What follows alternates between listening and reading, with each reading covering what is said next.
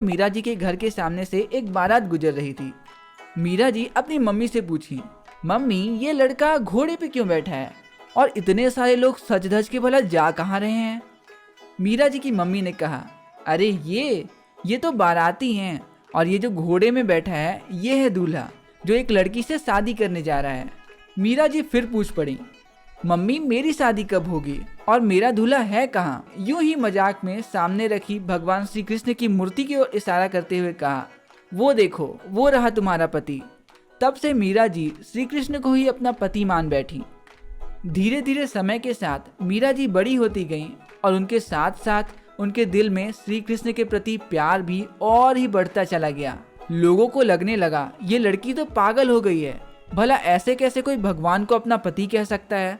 और तो और ये तो श्री कृष्ण को डांटती है, अरे ये तो उनसे गुस्सा तक होती है। यहाँ तक कि मीरा जी के पति ने तो उन्हें जहर देकर मारने की भी कोशिश की, लेकिन वो भगवान श्री कृष्ण के भजन करते हुए जहर भी पी गईं और उन्हें कुछ नहीं हुआ। तो अभी आपने जो कहानी सुनी बस उसे ही हम राजस्थानी और ब्रिज भाषा के मिक्सअप में पढ़ने वाले हैं।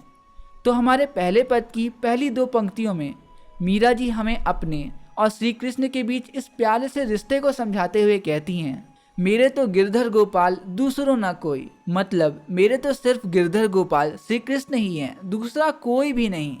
जाके सिर मोर मुकुट मेरो पति सोई। मतलब जिनके सर में मोर की पंखों का बना मुकुट विराजमान है, मेरे पति तो सिर्फ वही हैं। तो अगली दो लाइनों में मीरा जी उन्हें ताना मारने वाले लोगों को जवाब देते हुए कहती हैं, छाड़ी दई कुल की कहानी कहा करइए कोई। मतलब अब तो मैं छोड़ दी हूँ अपने कुल अपने परिवार की मर्यादाओं का पालन करना। अब मैं नहीं सोचती कि लोग क्या कहेंगे। संतन ढींग बैठी बैठी लोक लाज खोई। मतलब अरे मैं तो संतों के साथ बैठ बैठ कर सारे संसार की शर्म लाज हया सब कुछ छोड़ चुकी हूँ। तो अगली दो पंक्तियों में मीरा जी श्री कृष्ण के प्रति अपने इसको बेल पेड़ के साथ कंपेयर करते हुए कहती हैं, आंसुअन जल सींच सींच प्रेम बेली बोई। मतलब मैं तो अपने आंसू रूपी जल से सींच सींच कर प्रेम रूपी बेल को बोई थी, अब ता बेल फैल गई आनंद फल होई। मतलब अब तो मेरी प्रेम रूपी बेल फैल चुकी है, बड़ी हो चुकी है और अब तो मुझे आनंद के प्रकार फल की प्राप्ति हो रही है। तो हमारी अगली दो लाइनों में मीरा जी बताती हैं, जिस प्रकार हम दही से घी निकाल लेते हैं और बचे हुए छाछ को फेंक देते हैं, ठीक उसी प्रकार मैंने श्री कृष्ण को अपना लिया है और बाकी सभी को त्याग दिया है। तो वो कहती हैं, दूध की मथनियाँ बड़े प्रेम से विलोई। मतलब मैंने दूध को मथ कर बड़े प्रेम से दही बनाया। दधी मथी घृत कढ़ी लियो डारी दही छोई।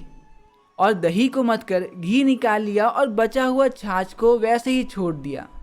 तो इन दोनों लाइनों में मीरा जी घी से श्री कृष्ण को पॉइंट आउट करने की कोशिश की हैं, जिन्हें उन्होंने अपना लिया है, और वहीं दूसरी तरफ छाछ का तात्पर्य इस समाज से है जिसे उन्होंने त्याग दिया है। तो हमारी पहले पद की आखिरी की इन दो लाइनों में मीरा जी बताती हैं कि जब वो भगवान श्री कृष्ण के भक्तों को देखती हैं तो वो बड़ी खुश होती हैं और वो कहती हैं, भगत देखी राजी हुई जगत देखी रोई। मतलब जब मैं भगवान श्री कृष्ण के भक्तों को देखती हूँ तो बड़ी खुश होती हूँ, लेकिन जब मेरी नज़र जगत के उन लोगों पे पड़ती है जो श्री कृष्ण के प्रेम से दूर हैं तो बड़ा रोना आता है। दासी मीरा लाल गिरधर तारो अब मोई। मतलब हे गिरधर गोपाल श्री कृष्ण, आप अपनी इस दासी मीरा की नैया पार लगा दो और मुझे अपने पास बुला लो ना। तो हमारे पहले पद में मीरा जी हमें बताती हैं कि उन्होंने अपने परिवार अपने पति सभी को त्याग दिया है और वो सिर्फ भगवान श्री कृष्ण को ही अपने पति के रूप में देखती हैं। और हमारे दूसरे पद